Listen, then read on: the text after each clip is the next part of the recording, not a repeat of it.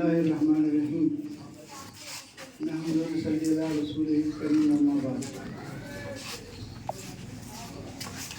اللہ نے قرآن میں فرمایا لیس للانسان الا ما سعى۔ اللہ کا لاکھ لاکھ کرم اور شکر ہے کہ آپ سب انجمن ترقی اردو کے زیر اہتمام اردو بیداری اور قومی یکجہتی کانفرنس میں شریک ہوئے ہیں۔ اس اردو بیداری قومی یکجہتی کے کانفرنس کا مطلب ہے کہ اردو کے تئیں لوگوں کو بیدار کیا جائے۔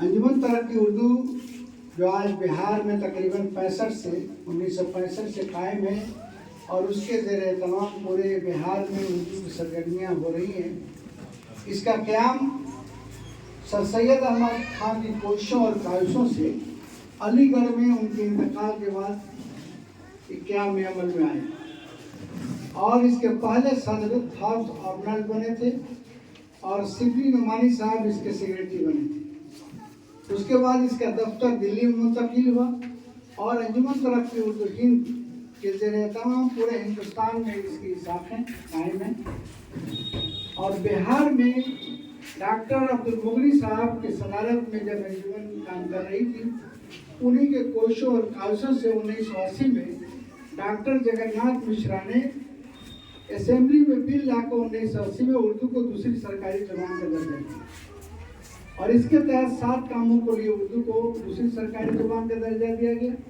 اس میں اردو میں درخواستیں دفاتر میں دیے جائیں، اردو میں رجسٹری میں جو ہمارے دستاویز ہیں قبول کیے جائیں، نوٹیفیکیشن جاری کیے جائیں، اور تمام دفاتر میں سائن بورڈ نیم پلیٹ اردو میں لکھے جائیں۔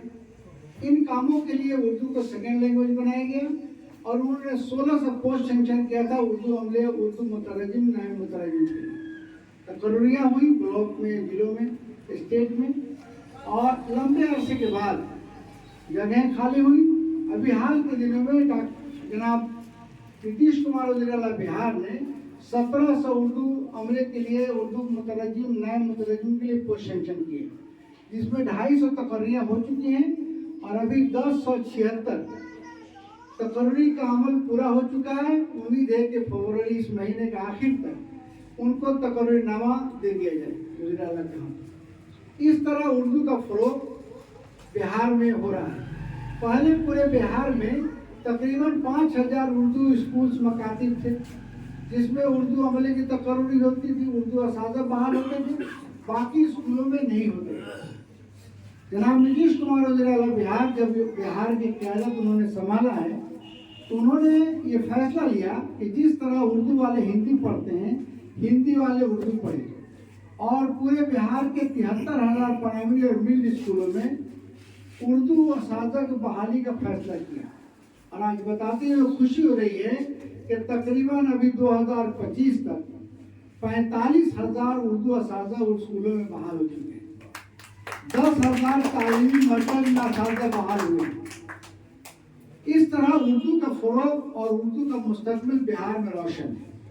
ابھی حال کے دنوں میں جیسے ابھی ہمارے پروفیسر صاحب فرما رہے تھے، پرنسپل صاحب، کہ احکامات جاری کیے جائیں کہ اردو میں نیم پلیٹ، سائن بورڈ ضلعوں میں تمام دفاتر میں لگائے جائیں۔ اس سلسلے میں تمام بہار میں سرکار نے خطوط جاری کی ہیں۔ اس کے حوالے سے انجمن ترقی اردو بہار کی طرف سے تمام ضلع مجسٹریٹ کو، تمام ایس پیز کو لیٹر بھیجا گیا ہے، اور اس پر عمل جاری ہے۔ گیا میں بھی اور تمام بہار کے تمام ضلعوں میں آپ دیکھیں کہ بہت سارے دفاتر میں اردو میں نیم پلیٹ، سائن بورڈ لکھے ہوئے ہیں، اور کچھ باقی ہے وہ لکھنے کا عمل جاری ہے۔ ابھی 21 یونیورسٹی، گورنمنٹ یونیورسٹی ہے بہار میں، تمام وائس چانسلر کو میں نے لیٹر لکھا کہ اپنے اپنے یونیورسٹی میں، کالجوں میں اردو میں نیم پلیٹ، سائن بورڈ لگائیں۔ اس سلسلے میں مولانا مظفر یونیورسٹی نے نوٹیفیکیشن جاری کر دیا، ایگریکلچر یونیورسٹی پوچھا نے کیا، اور تمام یونیورسٹیوں میں یہ کام شروع ہو گیا۔ میں گورنر بہار کو بھی لیٹر لکھا ہوں۔ اس طرح اردو کے فروغ کے لیے کام ہو رہا ہے۔ ابھی عوامی طور پر جو ہم پورے بہار میں اردو بیداری کانفرنس، اردو بیداری اور قومی یکجہتی کانفرنس کا انعقاد کر رہا ہوں۔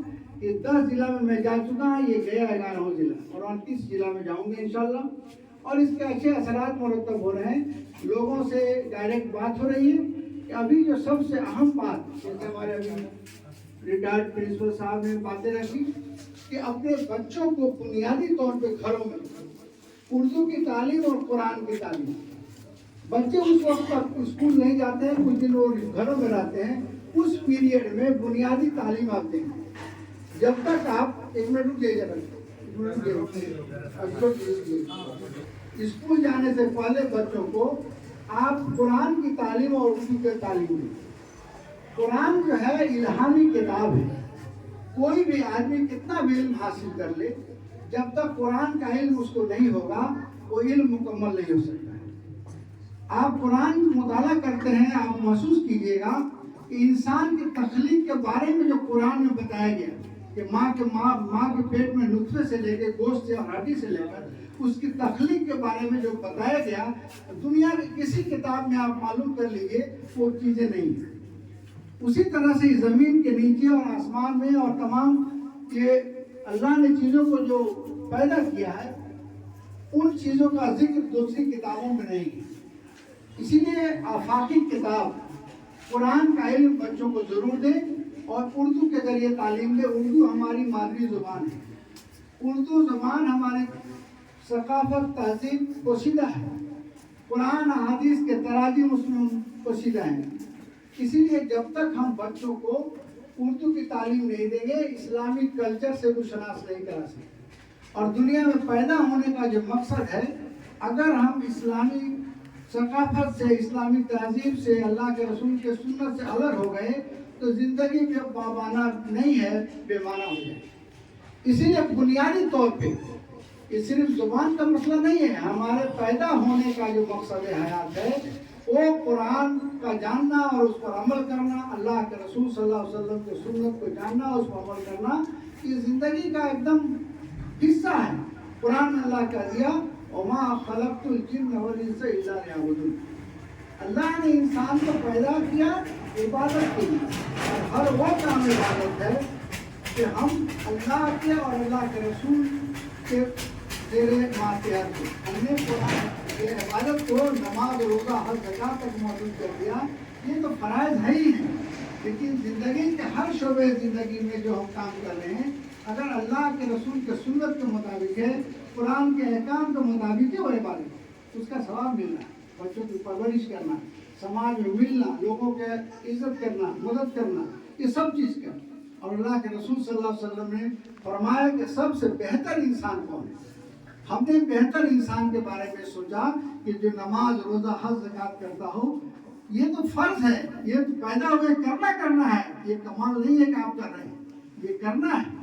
لیکن بہتر انسان کے بارے میں جو بیان طے کیا اللہ کے رسول صلی اللہ علیہ وسلم نے، خیر الناس من ينفع الناس، سب سے بہتر انسان وہ ہے جو لوگوں کی نفع رسانی کی بات کرتا ہے، لوگوں کی بھلائی کی بات کرتا ہے. اس طرح سے ہمیں اپنے اس ماحول کو، معاشرہ کو اس درست کرنا ہے کہ اسلامی احکامات، اللہ کے رسول کا سنت ہمارے زندگی میں آ جائے. اور اردو اگر ہم پڑھیں گے تو اس میں ساری باتیں لکھی ہوئی ہیں، جانکاری مل سکتی ہے.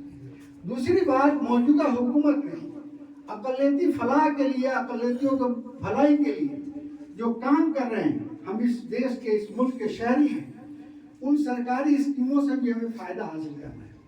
ابھی مہاتما اقلیتی فلاح قائم کیا جناب نتیش کمار نے، اس کا ڈائریکٹریٹ نہیں تھا، انہوں نے یہ اقلیتی فلاح میں ڈائریکٹریٹ قائم کیا. اس کے تحت 38 ضلعوں میں اقلیتی فلاح افسر بحال کیے، اس کا الگ دفتر بنایا گیا.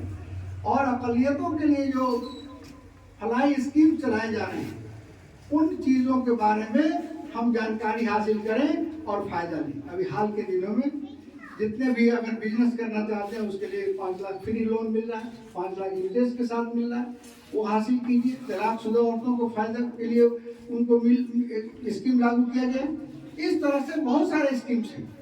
اور ابھی موجودہ حکومت نے تعلیم کے فروغ کے لیے جو کام کیا ہے وہ قابل تعریف ہے.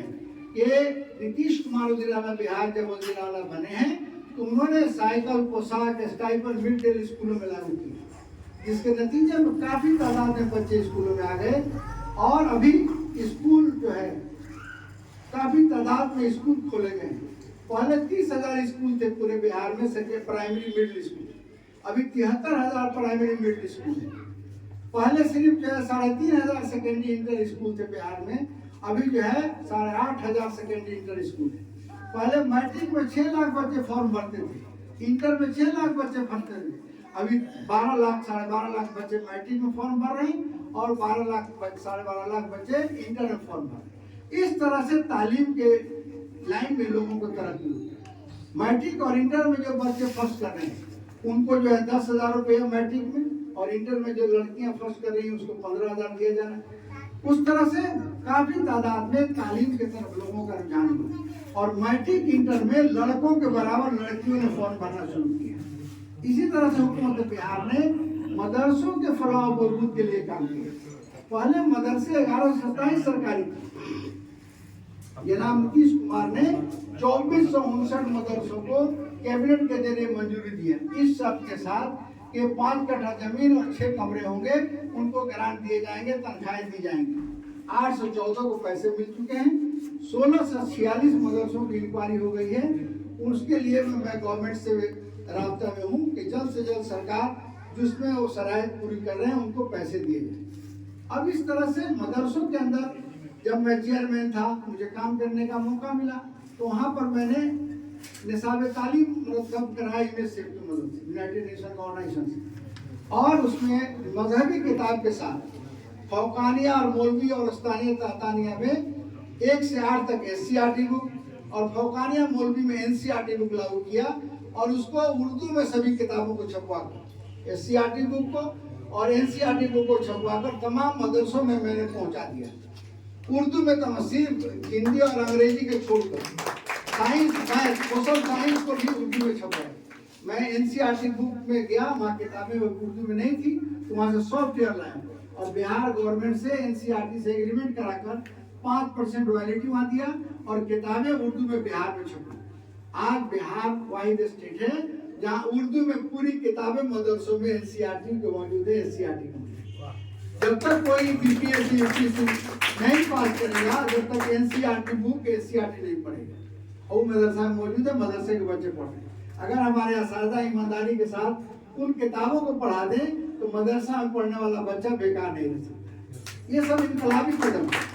और जब चेयरमैन रहते हुए तमाम स्कीम्स को नीतीश कुमार जी के जरिए मैंने मदरसा में मिड डे मील, साइकिल, पोशाक, स्टाइपेंड लागू करा दिया।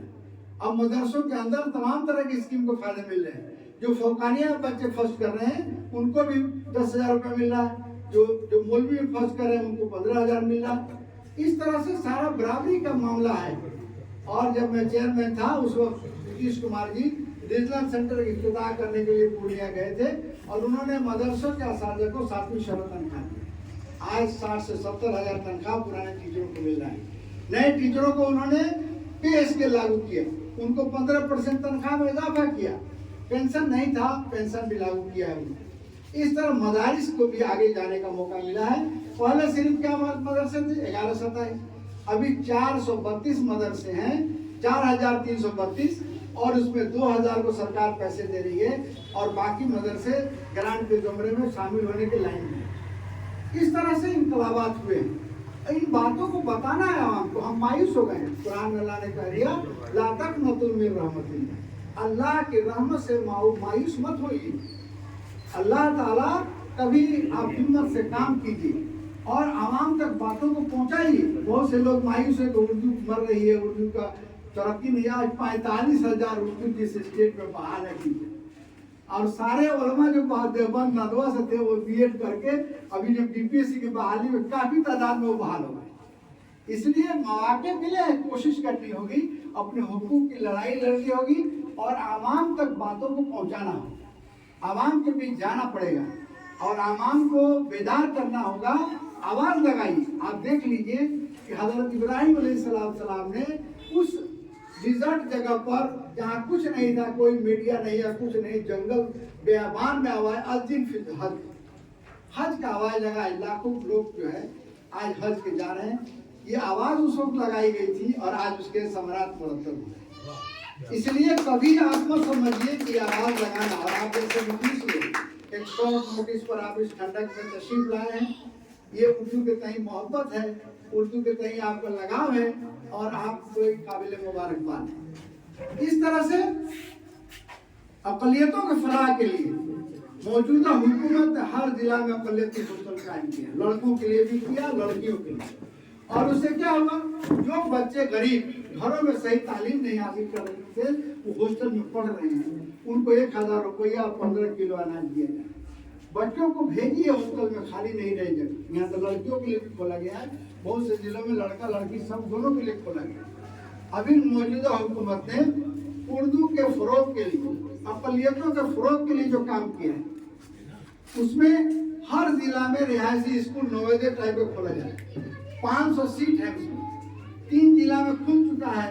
उसमें रहना फ्री, खाना फ्री और सब कुछ फ्री। वहाँ असातिज़ा बहाल है, उसी कैंपस पर रहना है, पढ़ना है। 3-4 जिलों में काम बहुत मुकम्मल होने जा रहा है। और पूरे बिहार में सरकार कोशिश कर रही है कि रिहायशी स्कूल खोला जाए, ताकि बच्चे अच्छे माहौल में रहकर तालीम हासिल करके अपनी जिंदगी को संवार सकें। 18% आबादी को अगर हम नाखादा रख दें तो हम कामयाब नहीं हो सकते हैं, स्टेट तरक्की नहीं कर सकता है। उसी तरह से आधी आबादी हमारी औरतों की, लड़कियों की, हमारे बच्चियों का है, उनको अगर जब तक हम खाता नहीं बनाएंगे, तालीम याफ्ता नहीं बनाएंगे, अच्छा मुआशरे की तामीर नहीं हो सकती है, मुल्क तरक्की नहीं कर सकते। अल्लाह का करम और शुक्र है कि आज के डेट में इस्लाम ने कहीं नहीं रोका है कि लड़कियों को सब मौके न दिए। सिर्फ उनको पर्दे में रहना है और अपने इज्जत नामूस की हिफाजत के साथ जितना आगे बढ़ना है बढ़िए, कोई दिक्कत नहीं। इसीलिए उनको भी तालीम की तरफ राग़िब करें और घरों में बोलने चालने उर्दू में बात करें। उर्दू चलन अपने हाथ में, अपने घरों के name plate sign board Urdu में लिखाएं, अखबारात खरीदें, पढ़ें। उर्दू का चलन आपके हाथ में, आप इस्तेमाल करेंगे और ये बात बढ़ जाएगी। दूसरी बात मैं बता दूं, नए जनरेशन को बताना है, आज नया जनरेशन मुसलमान हो या हिंदू हो, ये समझ रहा है कि उर्दू जो है मुसलमान की जुबान और हिंदी हिंदू की जुबान। मैं कहता हूँ, अभी मैं जैन कॉलेज आराम ससुराल में मैं गया था, करीब 300-400-500 बच्चियाँ बच्चे थे। मैं बताया कि अगर उर्दू को हिंदी से निकाल दीजिए और हिंदी को उर्दू से निकाल दीजिए, दोनों खत्म हो जाए। ये इम्तियाज नहीं है उर्दू कौन है, हिंदी। उर्दू हिंदी एक जुबान है और ये हिंदुस्तान की जुबान है। इस बात को बताना है आवाम में। ये गलतफहमी पैदा हो गई ज़हनों में कि उर्दू का मतलब वो मुसलमान है, हिंदी का मतलब हिंदू। उर्दू हिंदू हिंदुस्तान की जुबान है, सिर्फ स्क्रिप्ट का फर्क है। अगर हिंदी में लिखते हैं तो देवनागरी में लिखते हैं, उर्दू में लिखते हैं तो नस्तालिक में लिखते हैं, लेकिन जुबान एक है, इससे नफरत नहीं कर सकते। और जितनी ज़्यादा जुबानें जानेंगे, हिंदू भाई लोगों को ही बताना है कि जितना ज़्यादा जुबान जानिएगा, आप जो रिच लैंग्वेज वाले होइएगा, आपकी सलाहियतें बढ़ेंगी, नॉलेज में इजाफा होगा। जितना लिटरेचर हिंदी पढ़ते हैं, अगर उर्दू पढ़ लीजिएगा तो दूना नॉलेज। आज मुसलमान क्यों आगे बढ़ गया, तो उसको हिंदी का भी नॉलेज है, वो उर्दू का भी नॉलेज। और उलमा जो देवबंद नदवा से पढ़ के आते हैं, फिर कॉलेज स्कूल में जाते हैं तो उनकी सलाहियत बढ़ जाती है। इसलिए अरबी का भी नॉलेज है। जितना जुबान जाने, मैं उनको बताया कॉलेजों में और आम लोगों को बताता हूँ कि हिंदी उर्दू हिंदुस्तान की मुस्तहक़ तहजीब की अलामत है। ये यहाँ हिंदुस्तान की जुबान है, इससे नफरत मत कीजिए, मोहब्बत कीजिए और ये समझाने का नए जनरेशन को बताने की जरूरत। दूसरी बात यह है कि जब तक एक दूसरे से दूरी रहेगी, मैं तो अभी एक जहती जोड़ा हूँ इस प्रोग्राम, नेशनल इंटीग्रेशन। आप जो हम सोचते हैं अल्लाह लफ्ज़ आया तो मुसलमान का हो और राम आया तो हिंदू का हो। अल्लाह ने कुरान में जो हम हर नमाज में सूरत पढ़ते हैं, क्या पहली सूरत में पढ़ते हैं ये अल्हम्दुलिल्लाह रब्बिल आलमीन। सब तारीफ किसके लिए, जो सारे जहान का रब है।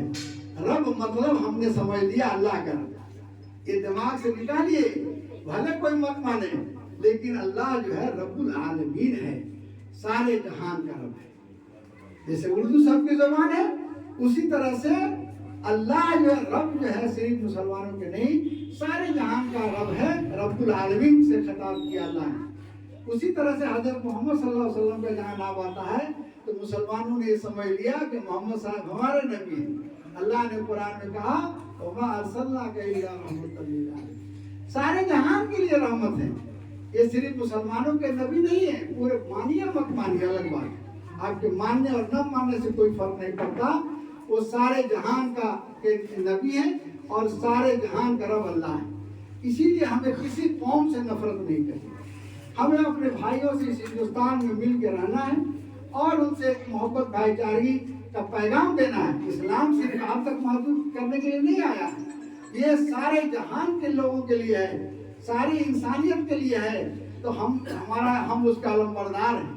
ہمارا اخلاق، ہمارا کردار، ہمارا کیریکٹر دیکھ کر غیر متاثر ہوں گے کہ اسلام کے ماننے والا اخلاق مند ہوتا ہے، وہ جو ہے محبت رکھتا ہے، انسانیت کا سبق دے کر ہمارے عمل سے آئے گا، زبان سے نہیں ہوگا۔ عملی طور پر اس ملک میں ہم محبت کا پیغام دیں گے، مل جل کے رہیں گے۔